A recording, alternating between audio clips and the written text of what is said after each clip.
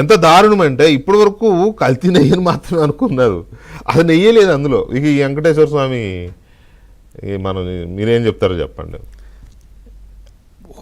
ఒక IPS officer ఉన్నాడు, ఆయనకి ఏం సంబంధం దీంతో? ఆయన వచ్చి ఒక ట్వీట్ పెట్టాడు, అసలు దొరికిపోయారు వీళ్ళందరూ, అసలు యానిమల్ ఫ్యాట్ లేదని వచ్చేసింది కదా, ఇప్పుడు వీళ్ళ సమాధానం ఏంటి అనేది. ఇంకొక ఆయన ఐఏఎస్ నుంచి పక్కకి తప్పించుకున్న ఆయన వచ్చి ఆయనే చెప్తున్నాడు, దొరికిపోయారు కదా, ఇంక ఇప్పుడు మీకు తప్పు చేశారు, దొరికిపోయారు, యానిమల్ ఫ్యాట్ లేదు అని తేలిపోయింది. ఓకే, అసలు రిపోర్ట్లో ఏముందో చెప్పాలి కదా. ముందు చదివితే కదా వైసీపీ చెప్పిన మాటని ఇల్లు ఎగురుతున్నారు. ఏదో ఇప్పుడు ఓకే, యానిమల్ ఫ్యాట్ లేదు, ఏముంది అందులో చెప్పాలిగా, అది చెప్పాలి కదా. అది చెప్పండి, ఫస్ట్ ఏముందో చెప్పండి. ఇప్పుడు ఇందాక సజ్జల రామకృష్ణారెడ్డి మాట్లాడింది కూడా మీరు జాగ్రత్తగా గమనిస్తే ఆయన కూడా అదే చెప్తాడు. అంటే ఏం చెప్పాలో అర్థం కాక ఏదో ఒకటి చెప్పాలి కాబట్టి వంట చేశాడు. వంట వాళ్ళు చెప్తారట, వంట చేశాడు అది.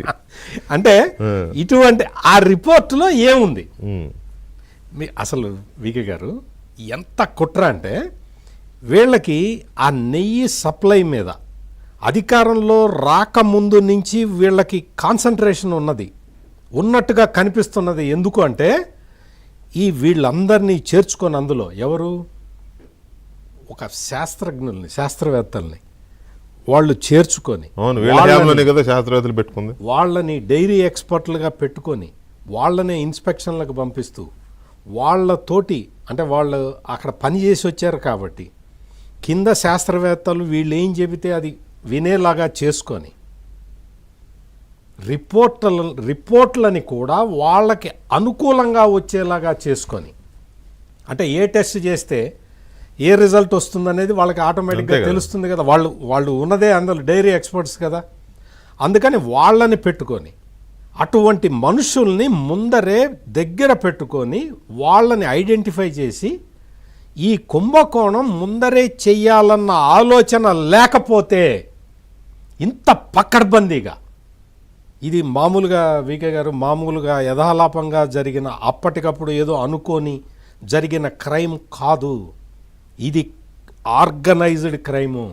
ముందరే శాస్త్రవేత్తల్ని రెడీ చేసుకొని నెయ్యి లేకుండా, నెయ్యి అనే పదార్థమే లేకుండా 100 గ్రాముల నెయ్యికి 1 గ్రాము, 100 గ్రాములు వాళ్ళు చెప్పిన నెయ్యికి 1 గ్రాము ఒరిజినల్ నెయ్యి ఉంటుంది.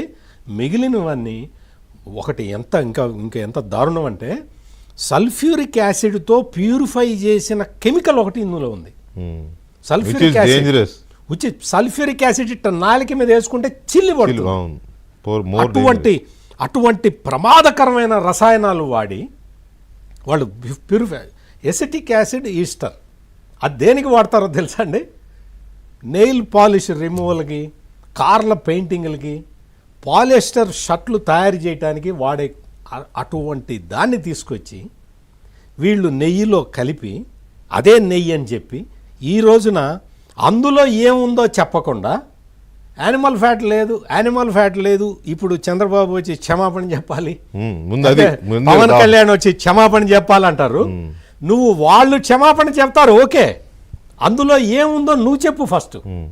అందులో ఆ రిపోర్ట్ ఛార్జ్ షీట్ కదా, అదేదో మామూలుగా ఒక రిపోర్ట్ ఇవ్వటం కాదు కదా. It is a charge sheet. అఫీషియల్గా వాళ్ళు కోర్టులో ప్రొడ్యూస్ చేసిన ఛార్జ్ షీట్లో ఉన్న విషయాన్ని దాచిపెడదామని ప్రయత్నం చేస్తూ వీళ్ళు ఏదో ఒక మీరన్నట్టు పరిశుద్ధాత్మలాగా వీళ్ళు ప్రవర్తిస్తూ ఉంటే దీన్ని ఏమనాలి? ఎంత పైశాచికత్వం ఉండాలి? అసలు ఈ ఛార్జ్ షీట్ మీదనే చాలా రకాల అబ్జెక్షన్స్ ఉన్నాయి ప్రజలకి.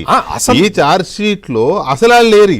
అసలు ఇప్పుడు అమాయకంగా ఆ పాయింట్ వెంకటకృష్ణ గారు చాలా వ్యాలిడ్ పాయింట్. నిజానికి ఐ మస్ట్ అప్రిషియేట్ గఫూర్ గారు. 3 రోజుల క్రితం డిబేట్ జరిగినప్పుడు అప్పటికి ఛార్జ్ షీట్లో ఏముందో, ఆ రిపోర్ట్లో ఏముందో బయటికి తెలియదు. ఆ రోజే గఫూర్ గారు పాయింట్అవుట్ చేశారు. గఫూర్ గారు నమస్తే. నమస్తే వెంకటకృష్ణ గారు. ఆ రోజే మీరు నా డిబేట్లో అడిగినారు, ఏరయ్యా అసలు కరుణాకర్ రెడ్డి ఏడి, సుబ్బారెడ్డి ఏడి, ఆయన ఎవరో పిఏ అబ్బాయితో పెట్టి సరిపెట్టేశారంటే భానుప్రకాష్ రెడ్డి గారు నీళ్ళు నమిలాడు ఆ రోజు. నీళ్ళు ఏమిటి సరే మీ ఇద్దరి మధ్య ఏదో మాట యుద్ధం జరిగింది అనేది సరే అది పెద్ద ఇష్యూ కాదనుకోండి, కానీ ఛార్జ్ షీట్లో అసలు వాళ్ళు లేరు అనే దానికి సమాధానం కావాలి ఒకటి. రెండోది కొవ్వు కలవలేదు కాబట్టి మాకేం ఇంకా మేము మాకు క్లీన్ చిట్ వచ్చేసింది అన్నట్టు వాళ్ళు కల్తీ నెయ్యి అని వీళ్ళు నెయ్యే లేదని ప్రూవ్ అయింది ఇప్పుడు. వెంకటకృష్ణ గారు, మీకు మిగతా పెద్దలకు నమస్కారం.